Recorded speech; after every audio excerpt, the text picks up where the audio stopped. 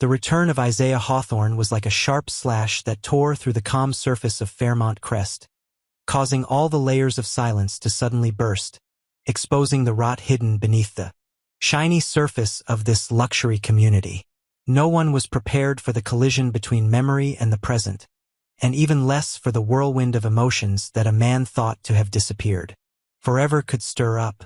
Jacob saw Isaiah as soon as he stepped through the iron gate, feeling like touching a scar that had not yet healed but had been stripped of its bandages and was still bleeding. The house, the garden, the stone paths leading to Fairmont Crest were all connected to a series of broken memories that Jacob had carefully hidden away like poison in a glass bottle, in the deepest part of his self-esteem. He wondered if he had ever truly forgiven, or had just avoided it, pushed everything away with busyness, with dry decisions and meaningless meetings. The tension was etched in his shoulders, in his taciturn gaze, in the way he withdrew from his family with dry messages and a deliberate absence, as if keeping his distance would prevent the past from scratching him again.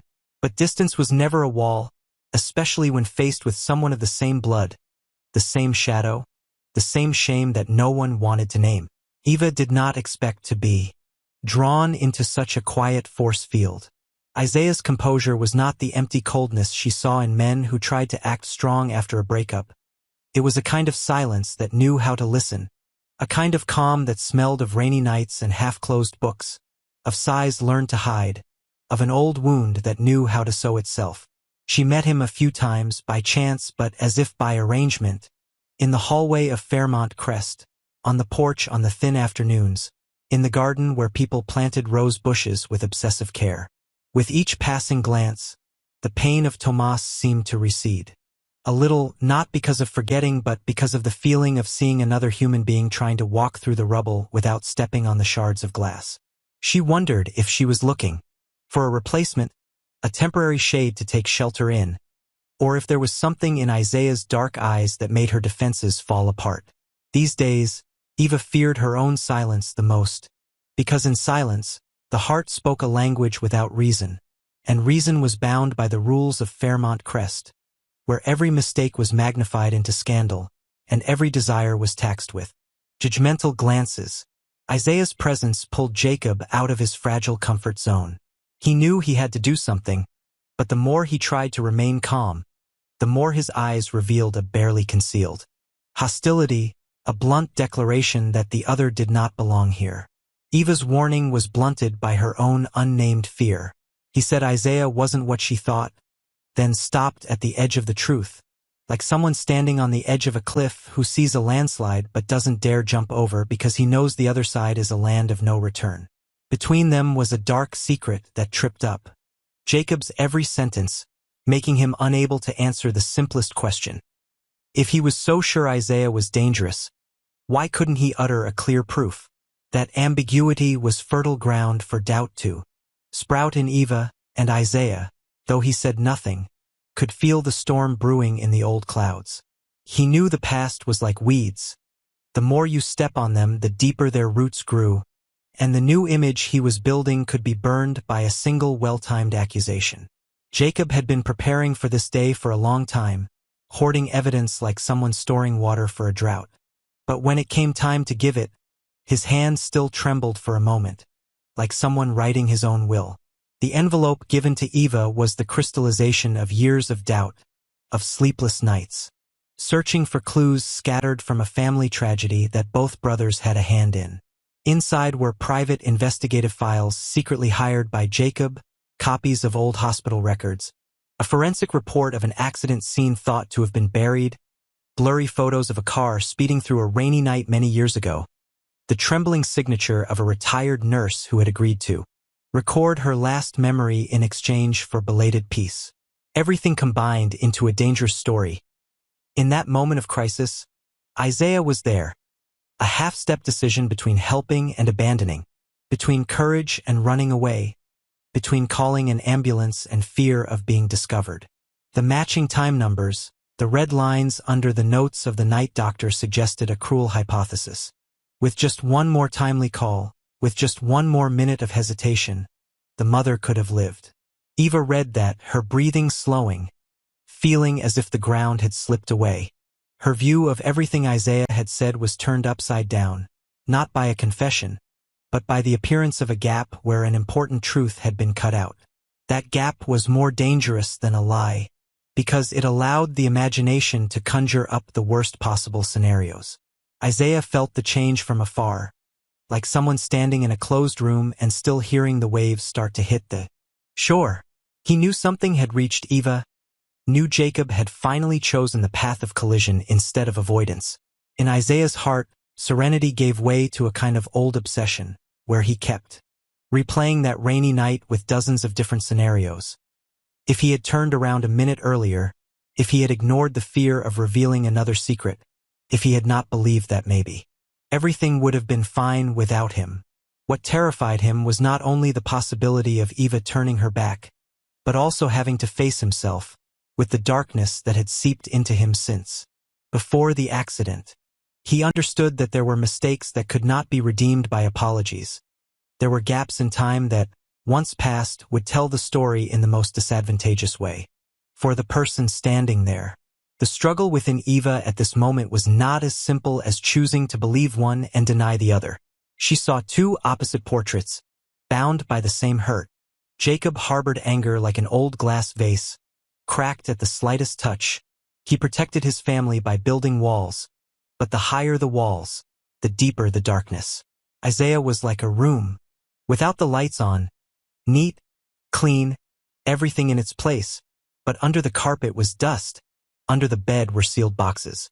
Eva knew she had sought peace in Isaiah because of her survival instinct after Hurricane Tomas, but she also realized that peace was so fragile that a file could crack it. In her ears echoed Fairmont Crest, where people were skilled at turning personal wounds into public leverage, where every private decision was examined by the light of self-interest, where choosing a man was choosing an alliance, one side of a long-term game. Jacob thought he was doing the right thing, but he didn't expect the price to be an exponential increase in loneliness. By placing the envelope in Eva's hand, he chose to plant a bomb between the three of them, and now no one could go back to their old position. He wanted to be recognized as a protector, but in Eva's eyes, there was a trace of doubt about his motives. Was he protecting her?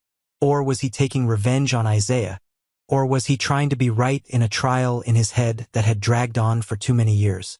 Every night, Jacob walked around the house like a jailer, checking the locks, checking the lights, checking the memories, looking for holes that needed to be filled. But memories are not walls that can be plastered.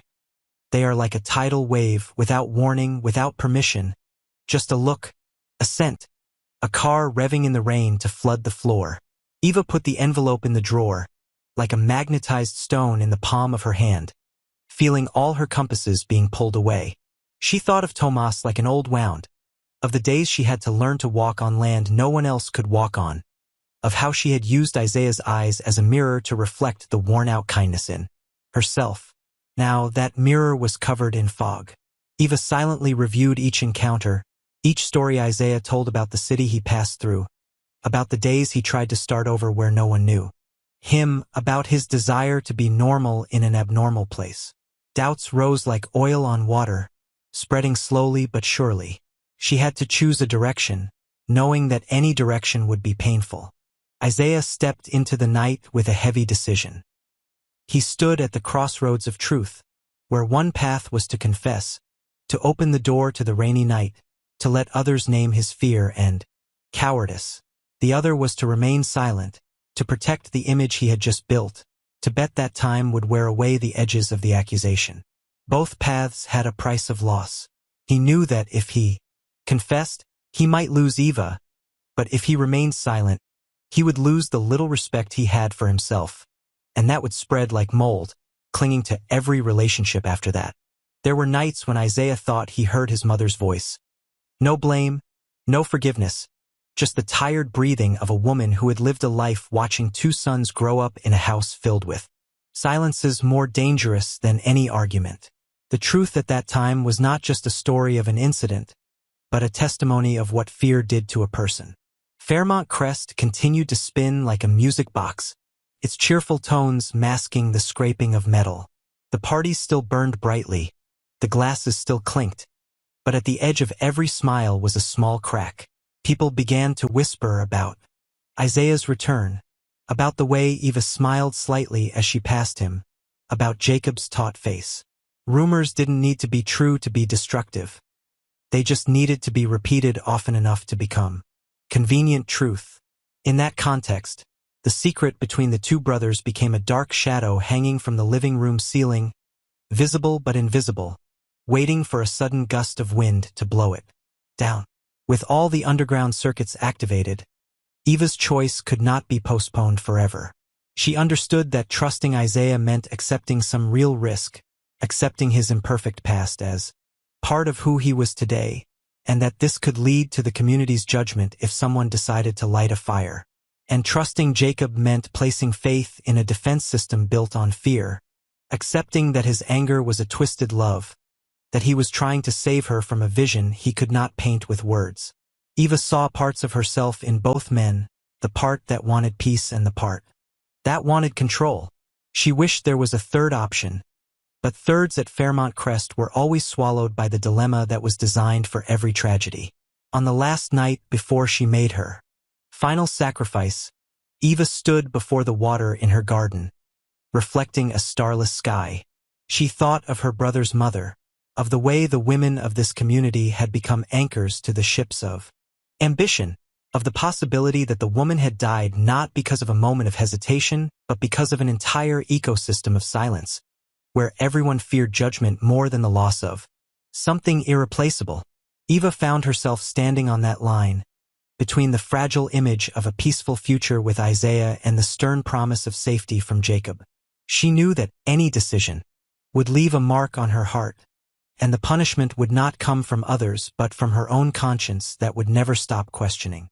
Isaiah, somewhere else, opened a drawer and took out an old key, the last remaining memento of his mother, not to reminisce but to remind himself that there were doors that could not be opened in time, and that life after that could not be built on pretense.